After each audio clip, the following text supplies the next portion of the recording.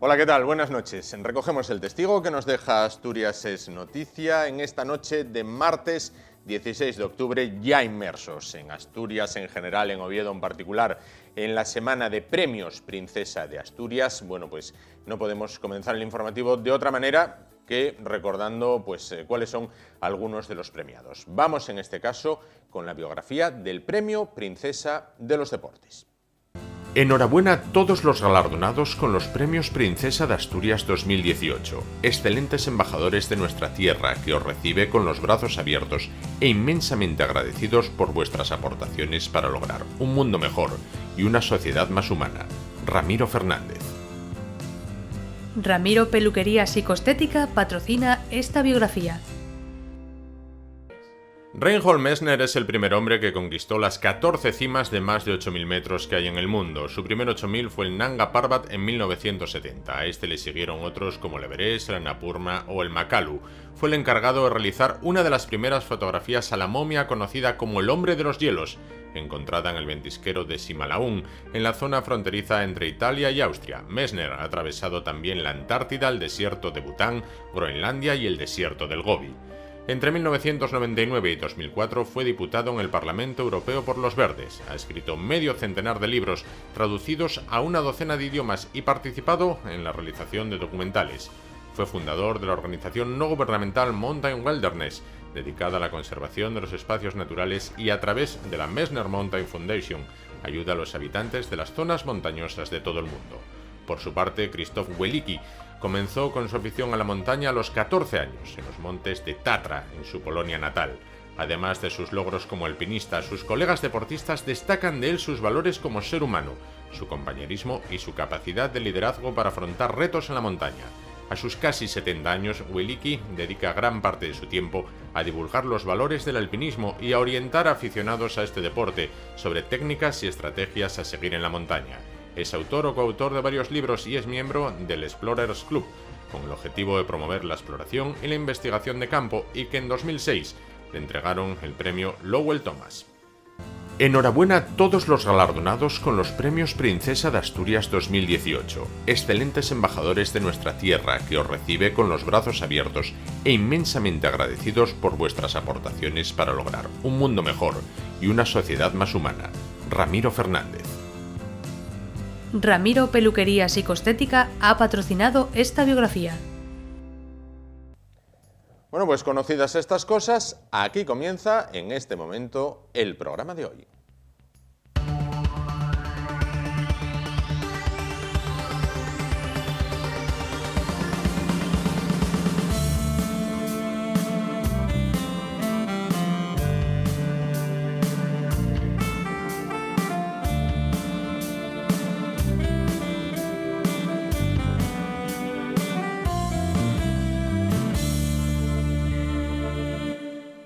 Bueno, pues comenzamos el programa de esta noche, como saben, semana de premios Princesa de Asturias, los que convierten a Asturias en general, a Oviedo en particular, en capital mundial de la cultura globalizada y que traen hasta nuestra tierra, bueno, pues a personajes que si no fuera por los premios, bueno, pues no veríamos más que de lejos o en televisión. Bueno, no vamos a ir a polémicas estériles que se suscitan todos los años en mayor o menor grado con lo que son los premios Princesa. Vamos a abordar los premios desde el punto de vista de la imagen individual y la imagen corporativa. Bueno, quien sabe y mucho de este tema es el psicoesteta asturiano Ramiro Fernández. ¿Qué tal? Buenas noches. Hola, ¿qué tal? Buenas noches. Bueno, pues llegan los premios. Un año más, premios Princesa, Oviedo y Asturias se visten de gala para estos premios que somos conscientes o tendrán que pasar generaciones hasta que sepamos lo que significan para Oviedo y Asturias.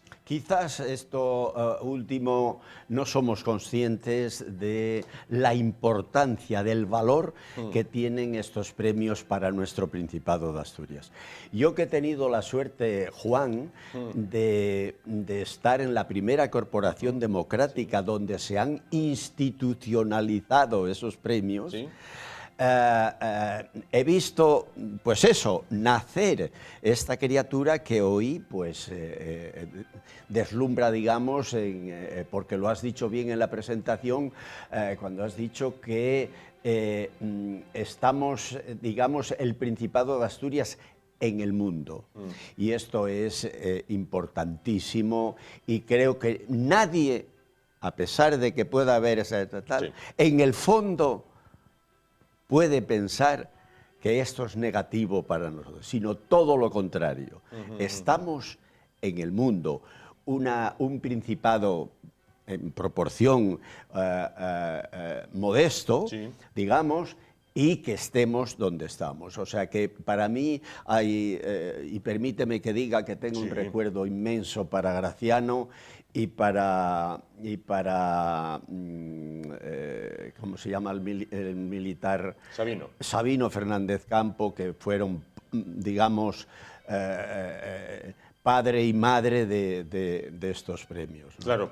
Bueno, decíamos antes, Ramiro, eres experto en la imagen personal, pero después hablaremos de la imagen personal. Pero vamos a ir a hablar primero de la imagen colectiva, digamos, de la imagen corporativa. La imagen que se transmite de Oviedo y Asturias para el mundo debe de ser la mejor que podamos durante estos días, ¿no? Hombre, claro. Como ciudad y como región. Claro, claro. Por eso a mí me duele que en fin, en todo tiene que haber un sector que trate de enturbiar un poco estos galardones. Pero, en fin, el 99,99 desde luego es consciente. Además, todas las personas somos conscientes y nos sentimos orgullosos de nuestra ciudad todavía y de, sí, nuestro Principado al ver que durante una semana, pero especialmente, digamos, el viernes, sí, sí, es la capital de verdad de la moda en todo, ¿no? En todo, porque se ve de todo. Aquí están, digamos, un poco la élite de la sociedad cultural española, ¿no? Claro, claro. Bueno, vio nacer estos premios cuando estaba en esa corporación ovetense, y por usted han pasado premiados. Cíteme algunos, y aquel del que me comentaba tiene más recuerdo, como un recuerdo más humano. Bueno, han pasado, he tenido la suerte que como estamos muy cerca, sí, pues he tenido también esa suerte de atender varios premiados, ¿no? Pero hay uno que, si se me permite, nos ha dejado tanto a mi equipo como a mí, como a los clientes cuando llegó este personaje, que lo mismo que es un hombre alto, era un hombre altísimo, lo tenía también de bondad, ¿no? de un carisma impresionante, de sencillez, de naturalidad, y me estoy refiriendo, como no, a Nelson Mandela, ¿no? Eso me quedó. Es más, yo desde aquel día la herramienta que usé con él la he guardado, la he retirado, la tengo guardada porque, bueno, para mí pues me ha merecido tal impresión que dije, esta la guardo. ¿Cómo se gesta que llegue Nelson Mandela hasta su negocio? ¿La avisan días antes? ¿De repente aparece allí? No, yo creo que, claro, yo tengo la suerte de atender a Graciano García, y Graciano pues es el que, sí, bueno, si piden el servicio de peluquería, pues bueno, él como amigo y como cliente, pues me da un telefonazo y me dice, van a ir de esta manera. Entonces ya está, ya fue. Claro. Pero bueno, yo achaco que es él, que como amigo pues me lo recomendó a mí allí. Claro. ¿No? Más premiados con los que tuvo, bueno, pues un contacto directo. No, bueno, ya te digo que fueron varios. Yo lo que pasa es que no sé pronunciar bien ciertos nombres, pero hay, yo tengo anotado, por eso, porque quedo con las fotografías, siete premiados en toda la historia. En toda la historia, ¿no? Y bueno, eso es lo que yo trato de Usted atendió, de tener un y me corregirá si me equivoco, usted atendió a unos premiados muy especiales en un momento un tanto difícil. Los premiados eran integrantes de la selección española de fútbol que en aquellos momentos, por desavenencias Madrid-Barça, Barça-Madrid, parecía que estaban como enfrentados la mitad con la mitad. Bueno, había un entrenador portugués en el Real Madrid que se fijó, se metió en la idea de que ellos no podían ser amigos, los del Madrid de los del Barcelona. Había ahí dos, Xavi y Iker Casillas, que eran amigos por encima de todo, y ellos conservaron esa amistad, conservaron la amistad del grupo. Usted vivió aquello, ¿no? Sí, claro, porque es que eso lo he tenido como con Iker Casillas yo y con Xavi, el del Barça, tengo bueno, quizás una amistad especial, ¿no? Entonces, claro, al ver esa situación que había, que fue lo que le costó a Casillas salir del Real Madrid, porque él hizo de intermediario para poner calma y serenidad, pues son lo que guardo, digamos, ese recuerdo donde he estado con ellos en toda la recepción y en toda la tal, como otra persona que me queda en la memoria y que tengo, que en fin, que lo atiendo ya varias veces, que es Rafa Nadal, que es otra persona, en fin, aparte de ¿cómo se dice?, un deportista de élite 100%, es como persona también impresionante. Ahí sí que me facilitó su tío, Miguel Ángel Nadal, que yo le he cortado el cabello en la selección, pues en cuanto supo que iban a venir a Asturias para tal, pues fue él el que me llevó a Rafa a la peluquería, ¿no? Claro. Sí. Bueno, estamos en estos días previos a lo que es la ceremonia en el Campo Amor. Cuando una persona, por ejemplo, se acerca hasta su negocio, hasta su establecimiento, y le dice: Ramiro, necesitaba porque quiero ir elegante. ¿Qué es la elegancia para un acto de este tipo? Para un acto, muy bien. Creo que Ortega y Gasset ya decía que una persona elegante es la que hace lo que tiene que hacer y dice lo que tiene que decir, digamos, en el plano de relación. En cuanto al plano estético o psicoestético, como yo lo interpreto, es esa persona que sabe coordinar peinado, vestido, figura y personalidad. Yo soy tremendamente observador, ¿no? Entonces, bueno, muchísimas veces voy a la ceremonia. Sí. Y entonces, bueno, observo, el ojo profesional lo veo de cerca, sí, y otras veces en la televisión.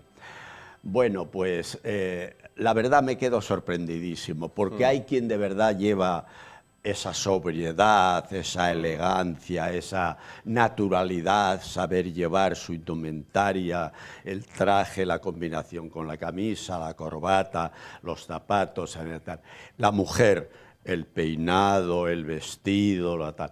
Pero también hay algunas que yo mismo me digo, pues ¿será posible? Se mirarán al espejo, porque es que el espejo...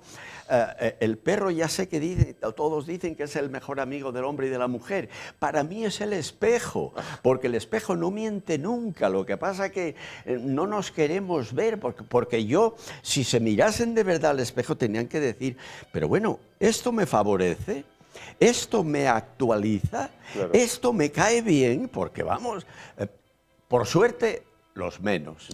Pero el resto, repito, yo me siento orgulloso de que sea la ciudad de Oviedo, donde se vea ese glamour y esa categoría y esa imagen, como yo digo, personal, claro, impulsora, claro, ¿no?, en los invitados. Es decir, entiendo que hay que mirarlo todo en un conjunto. No sirve ir bien peinado, o bien afeitado, o bien maquillado, sino tienes que ir al conjunto. Claro. ¿No? El todo tiene que superar las partes, ¿no? Claro, por eso yo digo que debe de haber una concordancia, ¿no? Es decir, peinado, vestido, figura y personalidad. Porque, claro, si eres bajito, pues tendrás que adaptarte a qué es lo que te puede favorecer, pero no me pongas algo que te minimice la imagen todavía tal, ¿no? Claro. Entonces, esto es, vamos, yo creo que es de primaria, ¿no? De decir, pero claro, a veces dicen, no, llevo esto, y claro, yo cuando lo veo digo, pues, por suerte, ya te digo, repito, son los menos, ¿no? Pero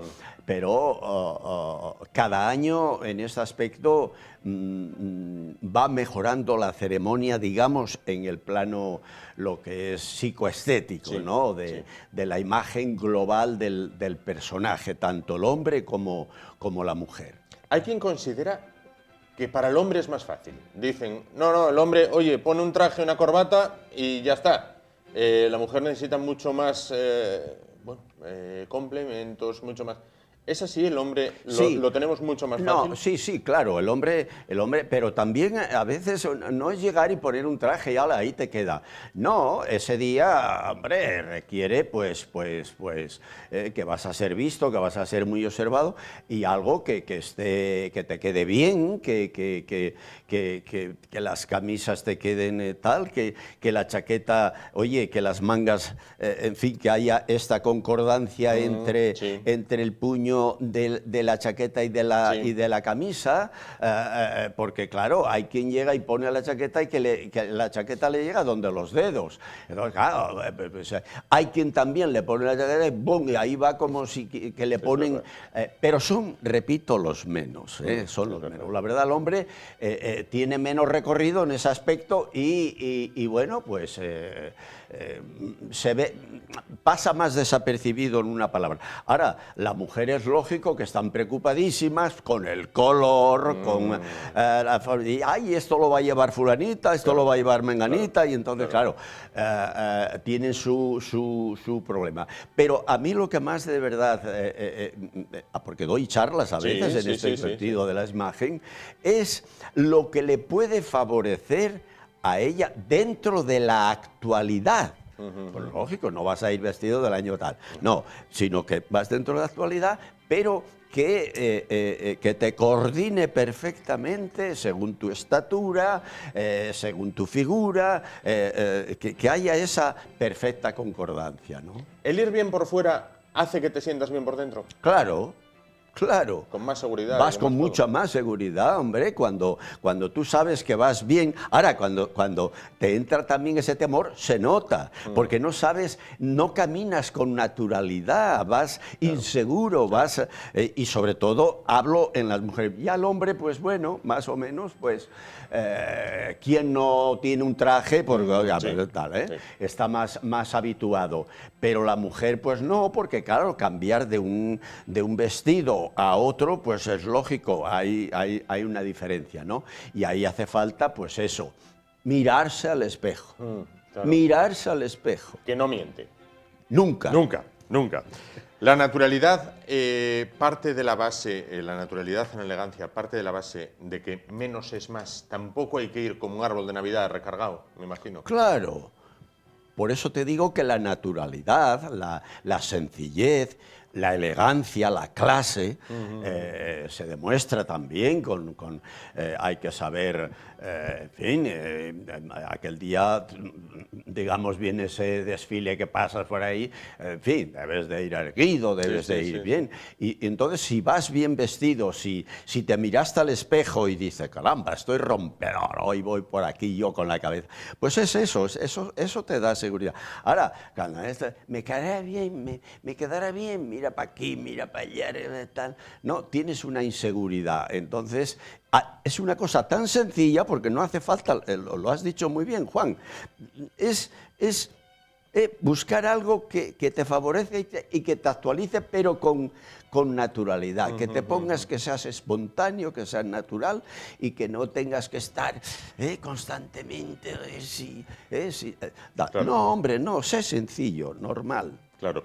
Pues Ramiro Fernández, psicoesteta, este año veremos quién entre ellos y ellas es el más elegante y la más elegante, bueno, de esa ceremonia que se celebra en el Teatro Campoamor de la capital asturiana. Muchísimas gracias por estar con nosotros y darnos, bueno, pues esas claves de la elegancia que se ve por fuera, se siente por dentro, en la cual lo importante es ir natural y en la que menos es más. Muchísimas gracias. Muchas gracias. Nos vamos muy rápido a publicidad, volvemos y continuamos el programa de hoy. Hasta ahora.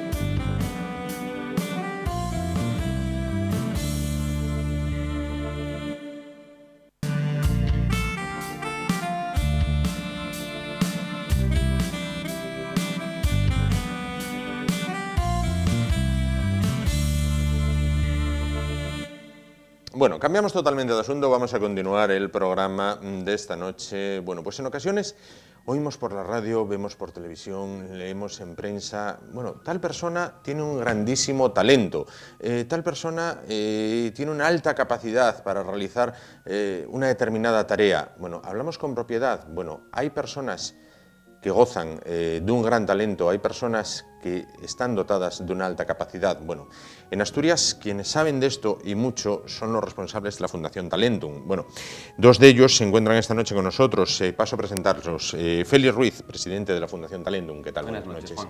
Y junto a él, Ana Fernández Mera, vicepresidenta de esta Fundación de Talentum. ¿Qué tal? Buenas noches. Buenas noches. Bueno, por ir primero por definición, ¿cómo podemos definir qué es una persona con alta capacidad? A ver, aquí entramos en un tema que es un poquito polémico, puesto que ni siquiera los grandes expertos se ponen de acuerdo. Sí. Lo primero que sí nos gustaría es dejar claro que cuando hablamos de altas capacidades, una cosa es hablar de alta capacidad en el ámbito escolar, Sí. cuando hablamos de alumnado de altas capacidades, Sí. y otra cosa sería hablar en general de personas de altas capacidades, que es donde sobre todo nos estamos enfocando en la Fundación Talentum, para que todas las personas vayan desarrollándose al pleno total sus capacidades. Entonces ahí lo que entendemos por alta capacidad son personas que tienen a nivel de personalidad unas características diferentes. Sí. Por un lado podemos hablar de la sensibilidad emocional, que muchas veces afrontan las cosas con una sensibilidad diferente y sienten y las viven con una intensidad mayor que otras personas. Con unas capacidades cognitivas también que están por encima de la media, y aquí los expertos podrían ponerse a discutir cuánto, pero sí es verdad que tienen una facilidad mayor para el aprendizaje, para poder memorizar, para poder razonar algunas cosas.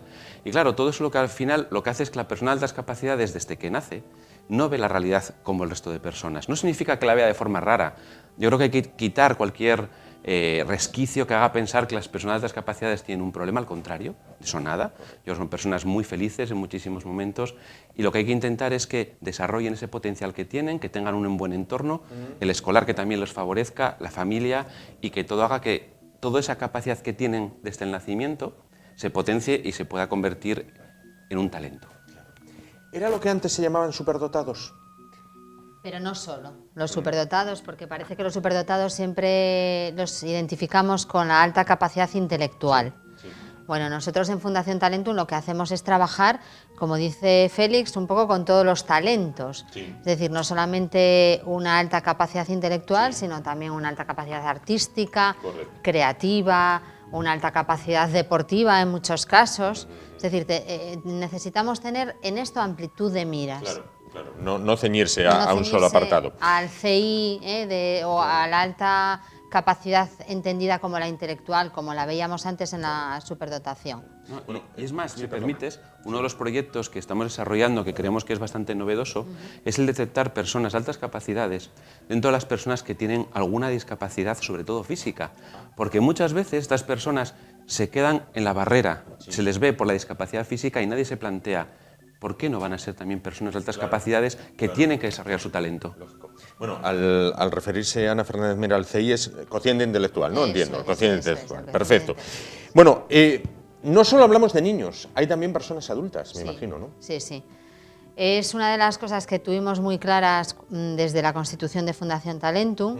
De hecho, siempre lo contamos, tanto Félix como Pepe, que es la otra pata de Fundación Talentum, que hoy no puede estar aquí, son expertos en altas capacidades, tanto en niños como en adultos, pero quizá por su profesión siempre lo trabajaron mucho en niños y adolescentes. Sí. Y bueno, pues en una reunión de estas que teníamos comentamos, pues a esos niños y adolescentes con los que vosotros trabajáis, me los encuentro yo en la empresa cuando yo trabajo desarrollo del talento en empresa. Y efectivamente en los mayores cuando los tenemos nosotros para ese desarrollo profesional o esa carrera profesional, te das cuenta de que hay mucha alta capacidad que se ha quedado atechada, por decirlo de alguna manera, que se ha quedado obsoleta muchas veces, pues porque no se han sabido ni entender a sí mismos, ni que su entorno les haya entendido. Podemos hablar de profes, pero también podemos hablar de familias. Sí, Entonces, esa parte de adultos es muy, muy, muy importante para nosotros en la Fundación. ¿Cómo saber si un niño tiene una alta capacidad o tiene un gran talento? ¿Qué claves pueden tener en casa que digan, oye, espera, que...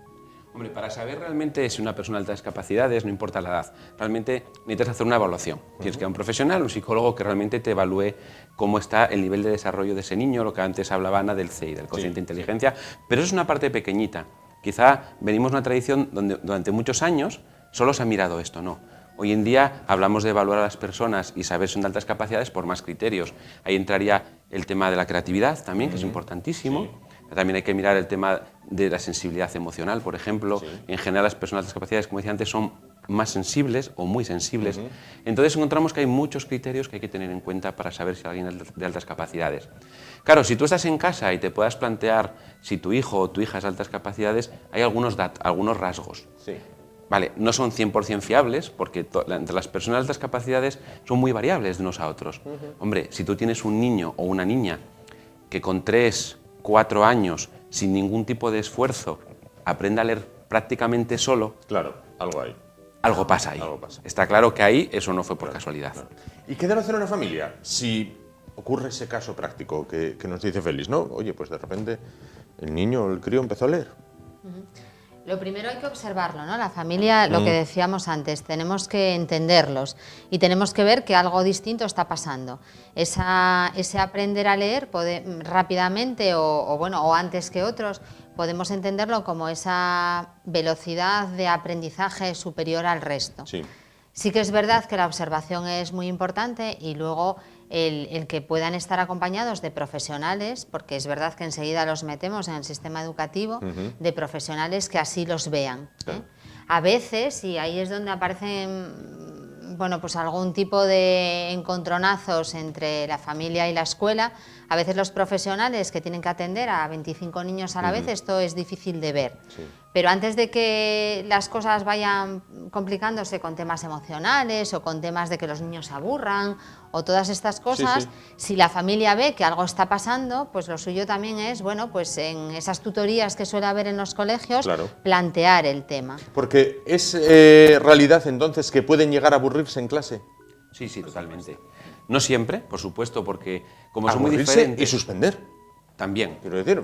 Eso también pasa, ¿eh? Es una cosa paradójica, ¿no? Que personas que puedan aprender con mucha facilidad y que siendo pequeñitas muchas veces tienen mucho afán de conocer y de descubrir, lo vayan perdiendo según van subiendo por los diferentes cursos del sistema escolar. No todos los niños de altas capacidades aburren, ni todos tienen problemas, es importante dejarlo claro. Muchos les va muy bien en el colegio, ¿no? Y fuera también, en cualquier ámbito. Lo que ocurre es que, claro, si yo voy a... Y volviendo al ejemplo de este niño que, por ejemplo, que lee, si yo tengo 5 años y me metes en tercero de infantil, yo ya sé leer y sé escribir, sé sumar y sé restar, el problema es que curricularmente todo lo que tenía que aprender, o casi todo en tercero de infantil, yo ya lo sé. Hecho, claro. Entonces, ¿qué hago en clase? Pues cuando te encuentras un profesor o una profesora que ahí te cambia y te adapta y te da cosas que son las que tú necesitas, porque así te esfuerzas un poquito y es un pequeño reto, entonces la cosa va bien.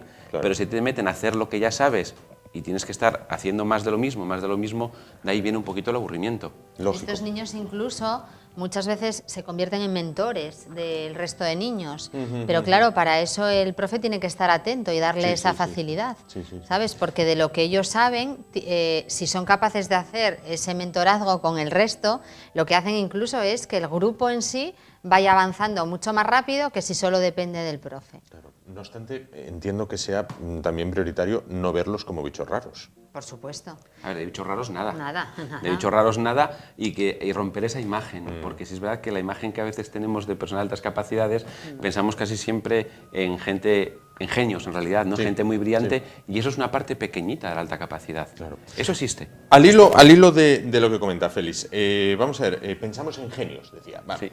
Sí. Cuando al común de los mortales, digamos, a los profanos en esta materia, se dice, oye, un niño de alta capacidad o un niño superdotado, que se decía antes por lo general, ¿no?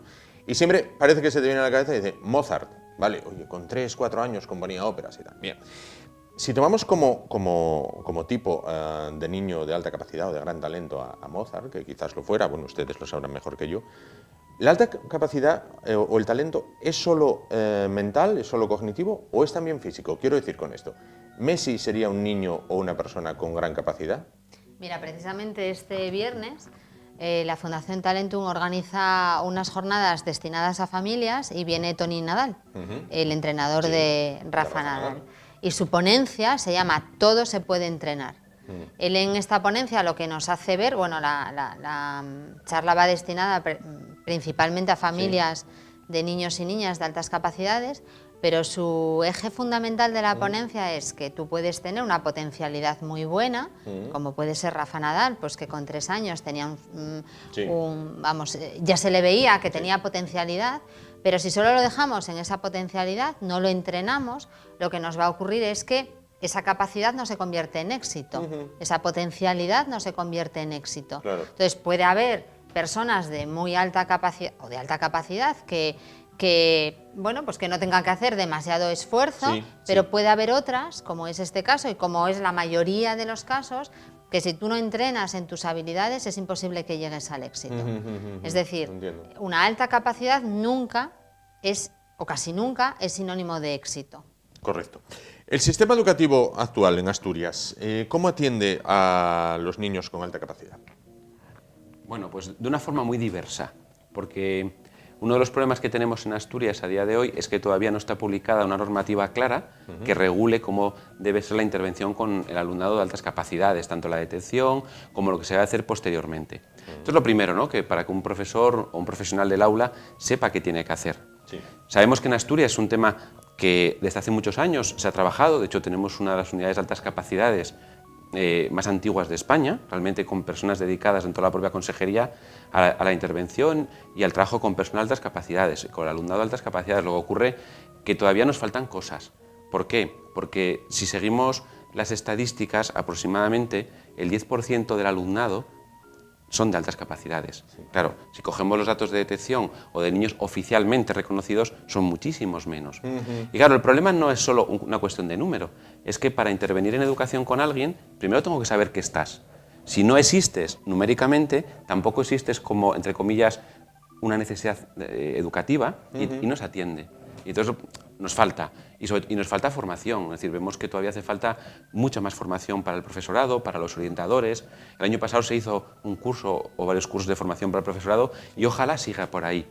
Pero claro, nos encontramos todavía muchas familias que cuando van a hablar al centro escolar, con el profesor, con los tutores, con el orientador, a veces encuentran un cierto rechazo. Porque hay un compresión muchas veces, ¿no? Claro, porque hay un cierto prejuicio de pensar que esto de la alta capacidad es un chollo. Permítanme la expresión de un chollo que mira qué suerte, que me tocó un niño de altas capacidades y como padre y como madre ya está todo resuelto. Y no es así. Muchos niños de altas capacidades necesitan una atención en el aula diferente, otros no, pero la mayoría, si queremos que vayan bien, y ya no solo porque aprendan mucho, sino para que emocionalmente estén bien, necesita que se les atienda. Claro. Bueno, Fundación Talentum, a la que se referían ustedes recién, ¿de qué se ocupa? Pues mira, Fundación Talentum se ocupa de toda la casuística que rodea a la alta capacidad, desde que los niños son chiquitines hasta que pasan por esa edad complicada que es la adolescencia, la juventud y los adultos, por supuesto, tanto en su parte profesional como en su parte personal, por todo esto que comentaba Félix, de esas desincronías emocionales que muchas veces tienen. Nuestro objetivo fundacional es precisamente eso, el atender a esa casuística, y lo hacemos a través de una serie de fines fundacionales. El primero de ellos es la investigación. Nos parece que queda muchísimo por investigar. Hay mucha experiencia, pero quizá poca investigación.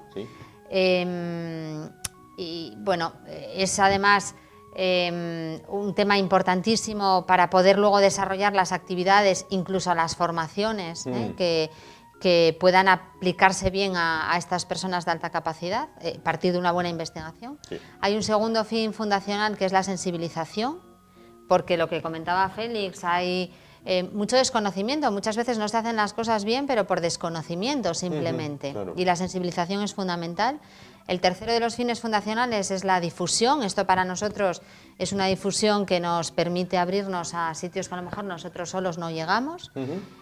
Otro de los fines es la formación. Como comentaba Félix, nuestra formación es a todos los grupos de interés que pululan en torno a la alta capacidad, como puede ser los profesionales de la docencia, como pueden ser las familias, las propias personas de altas capacidades y todos los que acompañan a esas personas. Y si me permites, Ana, esto de la formación es curioso. A día de hoy, en muchos de los programas oficiales de psicología, pedagogía y másteres de formación del profesorado, el tema del alumnado de altas capacidades prácticamente no existe. Claro, es imposible tener buenos profesionales si no hay formación. Si no hay formación.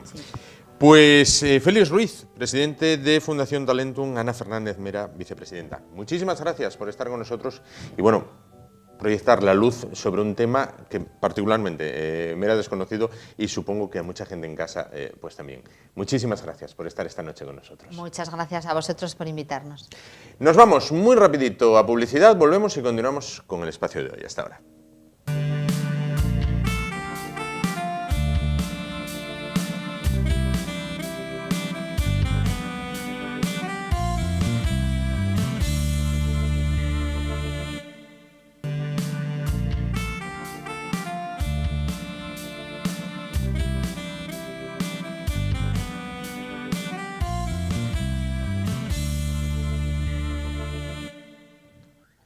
Bueno, pues continuamos y vamos a ir ya finalizando el programa de esta noche del martes en 16. Es tiempo para hablar con el profesor Fidalgo.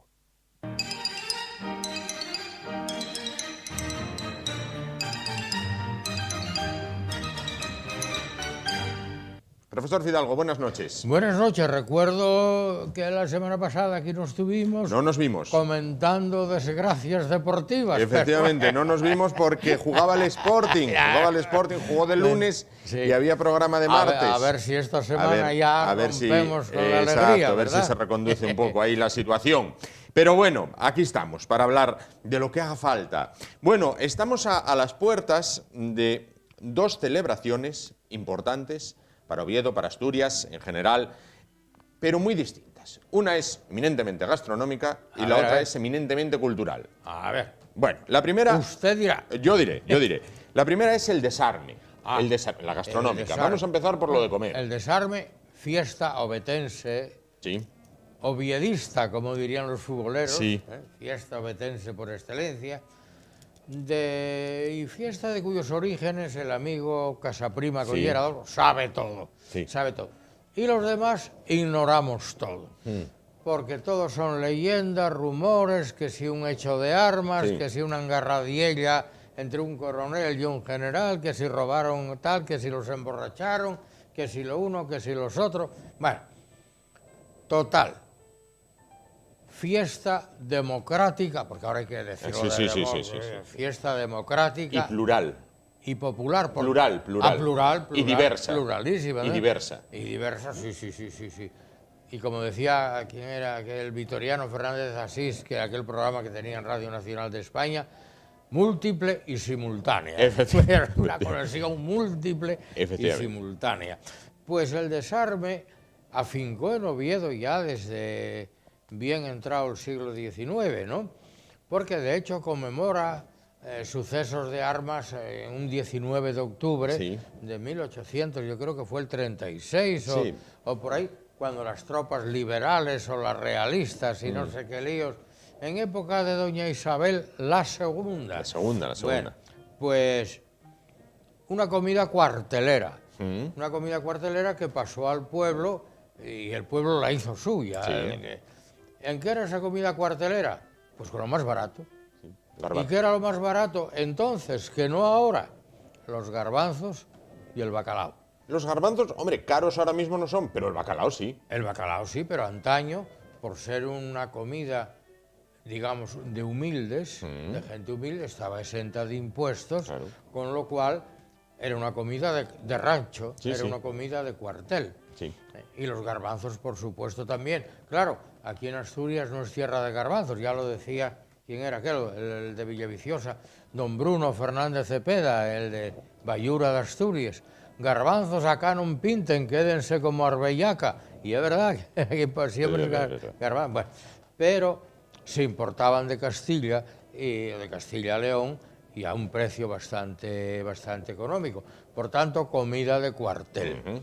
Garbanzos y bacalao. Lo de las espinacas debió ser añadido Se posterior, añadió después, sí. ¿no? Bien. Y de segundo, siempre es tradición comer callos, que estoy seguro Sí. que en aquella época no era comida cuartelera No. y mucho menos comida cuartelera en tiempos de guerra. Menos. Porque a ver quién se entretiene en un cuartel sabiendo que viene el enemigo, lo vigila. Lo vigila. Está el enemigo, que se ponga. ponga. Espere un poco que tengo que limpiar los callos, ¿no? Sí. Claro, limpiar los callos que lleva su tiempo. Guisar los callos que lleva su... O sea que de segundo callos dudo mucho que haya sido comida de cuartel. Pero bueno, se afincó como si hubiera sido comida de desarme. Y después el arroz con leche, que tampoco era comida de cuartel, porque si os daban un puñado de nueces, tira para adelante. Bastante había, sí. Que es el momento de las nueces, ¿no? Bien, en Oviedo viene celebrándose esta fiesta desde tiempo, como decía el otro, inmemorial. Sí. Y fue trascendiendo por proximidad a los municipios cercanos y de estos a los más cercanos.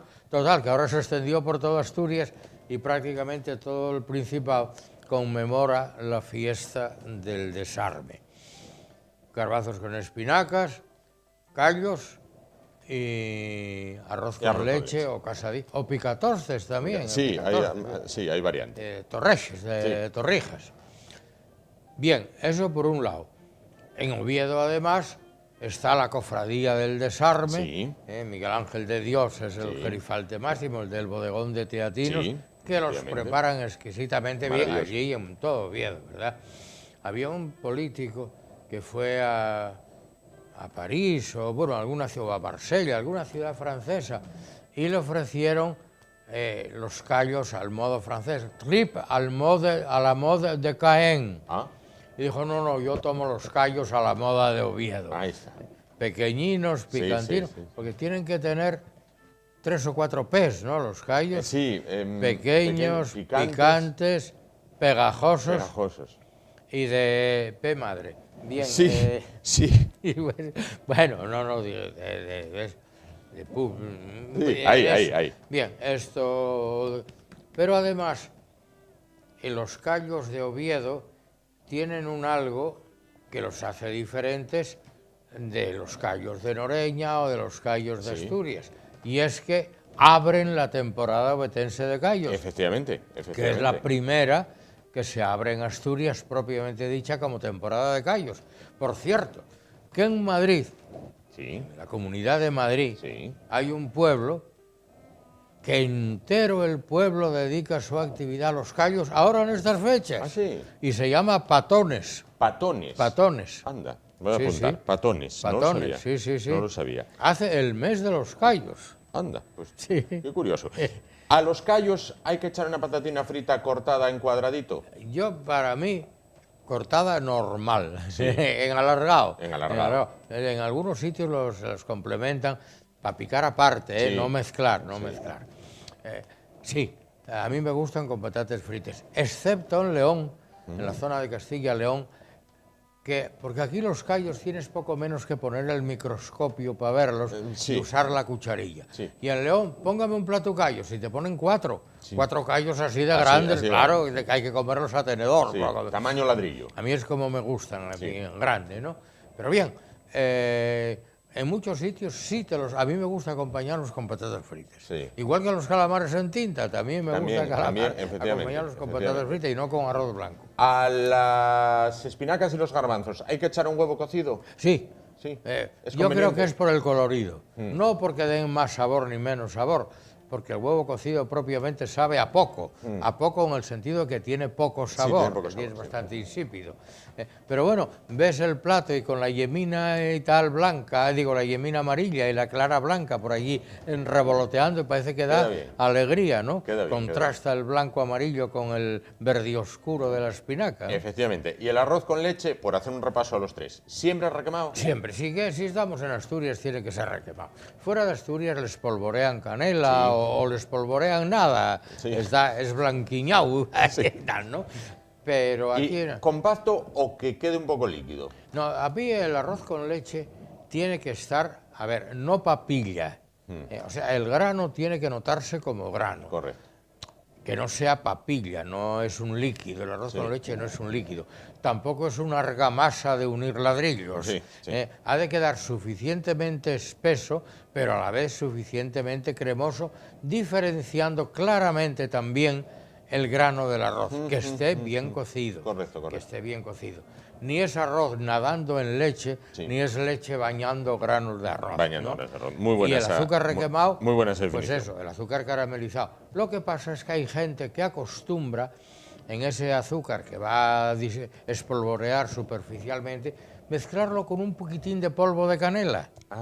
Y el requemado, pues bueno, al tener ese gustín a canela, complementa también el gusto a canela del propio arroz con leche, ¿verdad? Bueno, pero es así. Eso en lo que se refiere al desarme. Primero empezamos por lo de comer, ahora vamos por lo cultural. 19 de octubre. 19 de octubre, efectivamente. Coincide la fecha con los premios Princesa de Asturias.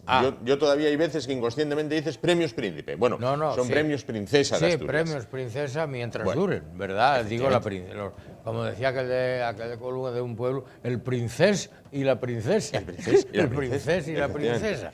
Bueno, ha habido polémica en los últimos años de si están bien, si están mal, si se deben de realizar, unos que sí, otros que no. En su opinión. Yo creo que los premios, antes Príncipe de Asturias, ahora Princesa de Asturias, y en un futuro, sea lo que sea, no debieran de perderse. Todo lo contrario, debieran potenciarse, no digo con la eclosión maravillosa que son los premios Nobel, pongo por caso, o la baballada de los Oscars, que es otra. Esto da una serie de seriedad y de magnificencia a la ciudad de Oviedo.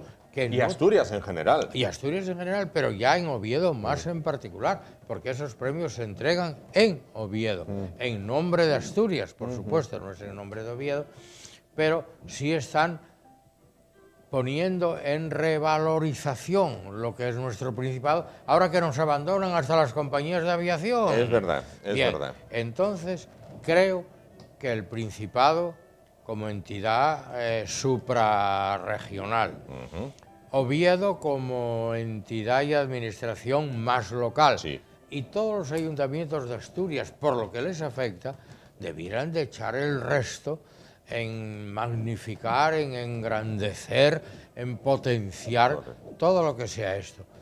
Que luego, en un futuro, será una monarquía, será una república, o don Críspulo Pérez del Pulgar, me importa lo mismo, lo que importa es el hecho en sí. Y el hecho en sí ha sido una invención un poco ingenua, aparentemente, en su día, de Graciano García, de Chan, tal. Voy a ver que fructificó y germinó, como decía aquel salmo, justus ut palma florevi, el justo florecerá como la palma. Pues esto es así. Es verdad. Y Oviedo y Asturias debieran de echar el resto, tanto como la autopista del Huerna, la variante del Pajares, o las compañías de vuelo barato que nos están abandonando a todo correr. Las de barato y las de caro. Claro. Prácticamente marchan todas. Bueno, ¿qué tendremos? Que se van de con nosotros. Bueno, además hay que estar atento al discurso del rey, que es quizás uno de los discursos más importantes que hace a lo largo del año. Sí, yo no sé si el rey elabora sus discursos o se los elaboran y él le da un matiz, lo retoca o matiza adecuadamente. Pero últimamente los discursos de don Felipe, y yo voy oyendo y viendo por televisión, suelen lanzar unas indirectas que son auténticas y certeras saetas a problemas que nos están afectando. Otra cosa es que él, por los propios límites que le pone la Constitución, no pueda ejercer a lo mejor aquello que de algún modo pregona y predica sin duda. en sus discursos, ¿no? Bueno, pues lo veremos dentro de nada, dentro de unos días. Ya se respira ambiente de premios en la capital asturiana y en el Principado en general. Ahora vamos a ir con otra cosa, profesor Fidalgo. Vamos a ir con otra cosa. Usted lleva colaborando con nosotros pues desde el inicio, desde que esta casa pues comenzó sus emisiones. ¿Sí? A mí me dijeron, oye, hay un señor en Gijón que fue profesor toda la vida, que ya verás, te lo voy a presentar. Nos presentaron y empezamos a colaborar. Bien, fenomenal. Vamos a ver, queremos, bueno, pues un pequeño reconocimiento simbólico hacia usted. Bueno, pues... ¿Y esto? Bueno, es un pequeño diploma hacia usted, un pequeño reconocimiento. Ahí está. Para el profesor José Antonio Fidalgo. Ese Asturias TV concede al profesor don José Antonio Fidalgo por su participación y colaboración profesional en alguno de los programas emitidos por este medio de comunicación audiovisual. Javier, hombre, Javi fue alumno mío, que conste. Ahí está. Pues muchas gracias, lo enmarcaremos adecuadamente, pero esto es una sorpresa, pues, no sabía yo. Nada, enhorabuena para usted. Y ahora tenemos un reto por delante, el profesor Fidalgo y yo. El profesor Fidalgo es un hombre de ciencia, es un hombre científico, como decíamos, de ciencia científico, su propia palabra lo indica. Y él tiene un reto por delante que trata de conseguir martes a martes, res a res. Esto es cosa a cosa, res a res sería cosa a cosa que dicen los... Que dicen ahí en el noroeste. Ahí en el extranjero de dentro. En el noreste peninsular. Cuando quieren decir algo que esto no, nada de nada, dicen ni res de res. Efectivamente. Y cuando es nunca dicen mai. Mai, nunca es mai. No. Si esto continúa, ves telediarios y ya acabas sabiendo catalán un poco, ¿no? Muy bien. Hombre, bueno, yo hablo catalán en la intimidad. Bueno, no es el primero. Vamos con el limón. Un segundo, se va a preparar. Un segundo. Vamos con la cartera limón, que además ahora trae sorpresa.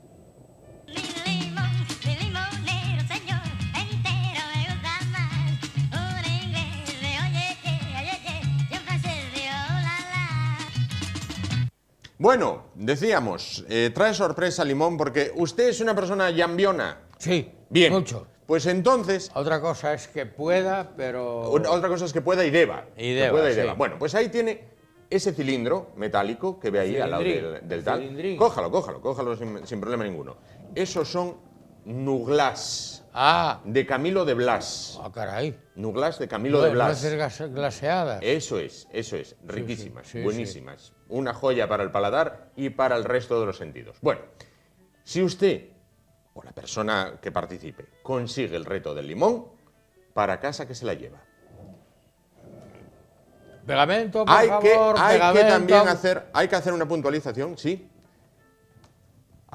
Efectivamente, hay que hacer una puntualización que todo el dinero que se recaude de aquí a las fiestas de Navidad irá destinado a la compra de juguetes para entregar en Navidad a los niños ingresados en el Hospital Universitario Central de Asturias, en el UCA. Qué bien. En el UCA. Entonces, qué bien. El dinero se va para los juguetes de los críos, el que gane, está lleno, mira, voy a acercarlo al micro, está lleno. Como decía el doctor Pertierra, creemos en Dios y en la adhesión molecular.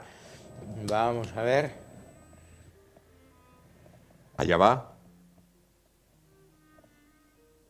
¡Ay, no! No quiso en este caso. Me quedé sin Nugats. Se quedó sin Nugats, pero el martes que viene aquí estaremos y habrá oportunidad de volver a ganarlo. Esperemos ya lo saben, el dinero que se recaude directamente para la compra de juguetes que se entregarán a los niños ingresados, se entregarán en Navidad, a los niños ingresados en el UCA.